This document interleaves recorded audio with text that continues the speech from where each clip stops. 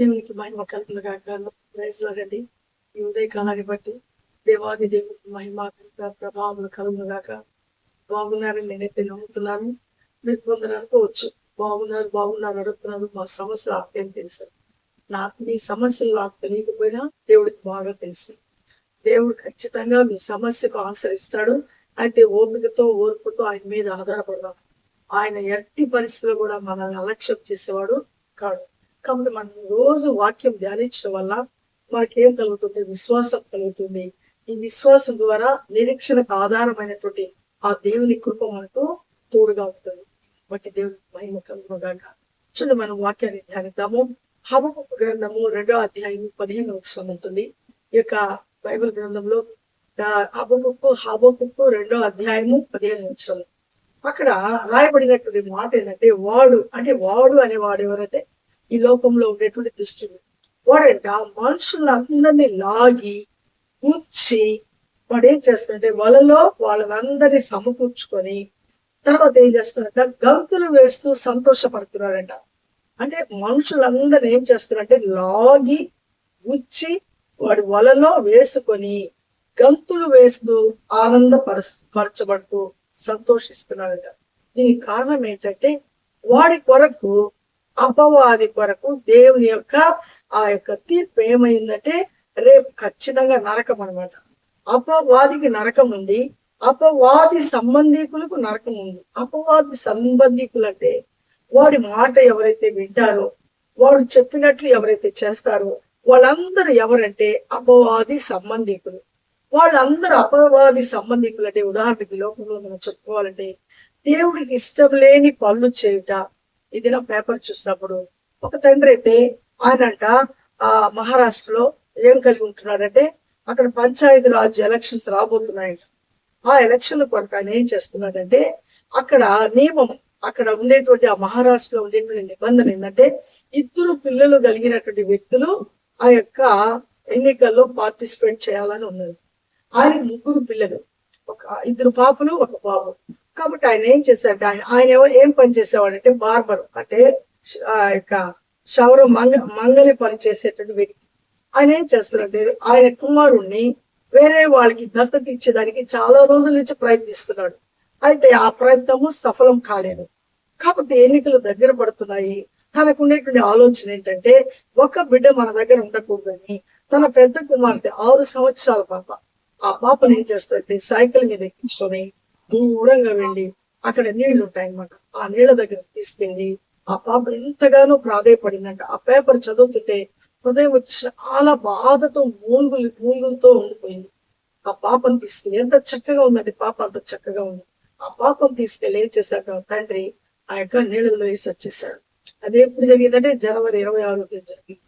తర్వాత అది ఈ లోపల అక్కడ ఒక శవం తేలటము, ఆ శవము ఎవరు అని ఆరాధించినప్పుడు పలానా వ్యక్తి అనేది తెలిసిపోయింది అనమాట. కాబట్టి మనము గమనించుకోవాల్సినటువంటి విషయం ఏంటంటే, మనము ఖచ్చితంగా దేవుని యొక్క మాట గన మన జీవితంలో లేకపోతే, దేవుని యొక్క కట్టడలకు మనం లోబడకపోతే మన జీవితము అపవాది చేతిలోకి వెళ్ళిపోతుంది. కాబట్టి తనకు ఉండేటువంటి ఆ యొక్క ఆశ, ఆయన పంచాయతీ రాజ్లో ఆ యొక్క ఎలక్షన్ లో గెలుస్తాడో గెలవకపోతాడో, ముందు ఆయన దాంట్లో ఏం చేయాలా, పార్టిసిపేట్ చేయాలా. కాబట్టి ఉండేటువంటి నిబంధన 3 పిల్లలు ఉండకూడదు. వెంటనే ఆ పాపను ఏం చేశాడే, ఆ నిర్దాక్షణంగా ఆ యొక్క జ్యేష్ఠ కుమార్తెని తీసుకెళ్లి ఆ నీళ్ళల్లో వేసాడు. ఆ పాప చనిపోయింది. అయితే మరలా ఆ నిబంధనలో చక్కగా ఆయనకి అర్థం కాకపోతుంది. 3 పిల్లలు ఒకవేళ 2 ఉన్నప్పటికీ కూడా 3 కాన్పులు గల అయి ఉంటే వాళ్ళు ఎట్టి పరిస్థితుల్లో చేయకూడదట. 2 కాన్పులు కలిగిన వాళ్ళు మాత్రమే ఆ యొక్క ఎలక్షన్ లో పార్టిసిపేట్ చేయాల. కాబట్టి అది ముందు తొందరపాటుతో, తనకు ఉండేటువంటి దురుద్దేశంతో తన కన్న కుమార్తెను ఏం చేశాడే, చెప్పేశాడు. దీనికి కారణం ఎవరు? దుష్టుడు వేసేటువంటి అగ్ని బాణాలకు వాడు లోబడిపోయాడు. కాబట్టి వాడు ఏం చేశాడు, ఎవరికి తెలియదని ఆ పని చేసేశాడు.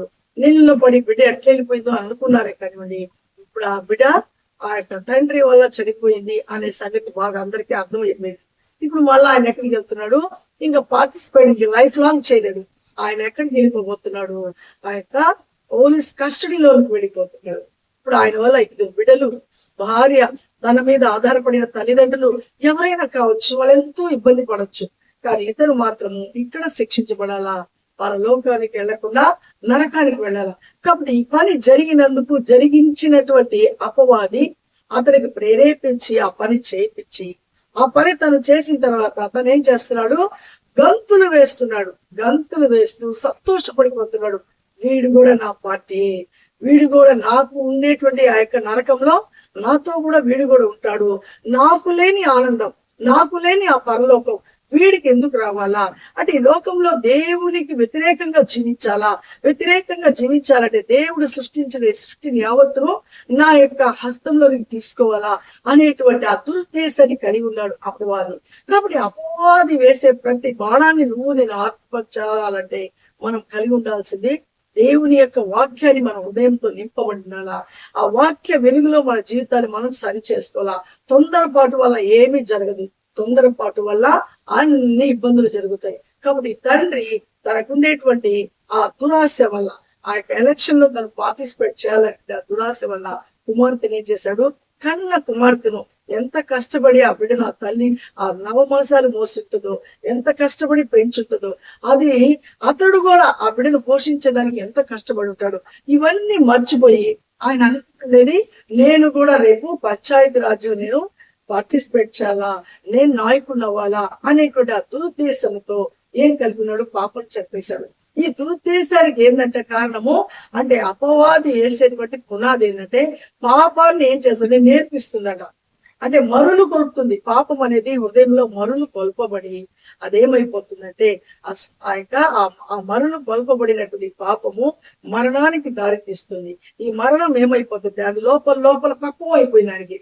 నా బిడ్డని ఎలాగైనా నేను ఏదో ఒక రకంగా నా బిడ్డని నేను చెప్పేయాలా, ఆ బిడ్డను తీసివేయాలా, నేను ఎలక్షన్ లో పార్టిసిపేట్ చేయాలా, ఇదే ఆలోచన ఇదే ధ్యానించి వెంటనే ఆ యొక్క నిర్ణయాన్ని తీసుకోవటం జరిగింది.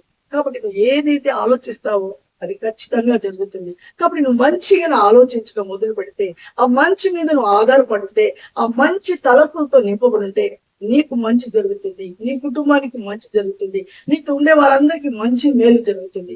కాబట్టి నువ్వు ఎల్లప్పుడూ పాజిటివ్ మైండ్ నువ్వు కలిగి ఉండాలి. కానండి ఈ చెడ్డ ఆలోచనలు కలిగి ఉండకూడదు. దేవుడు ఇచ్చేటువంటి ఆశీర్వాదము ఎన్నటెన్నటికీ అది తరిగిపోదు.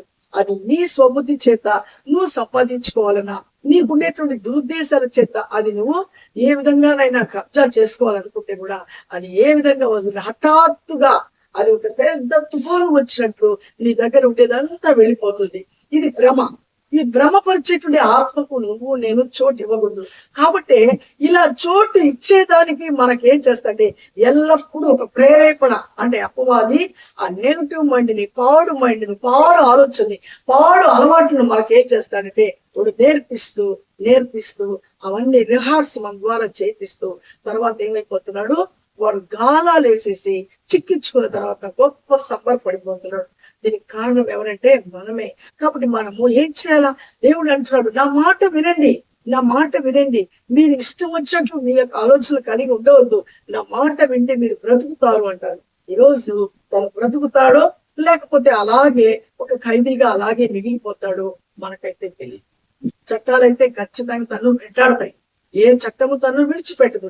కానీ ఈరోజు ఎంత ఘోరమైనటువంటి ఆ పని చేసి తన హృదయం అంతా ఇప్పుడు ఎంతో ఆవేదనతో కుంగిపోతుంటాడు.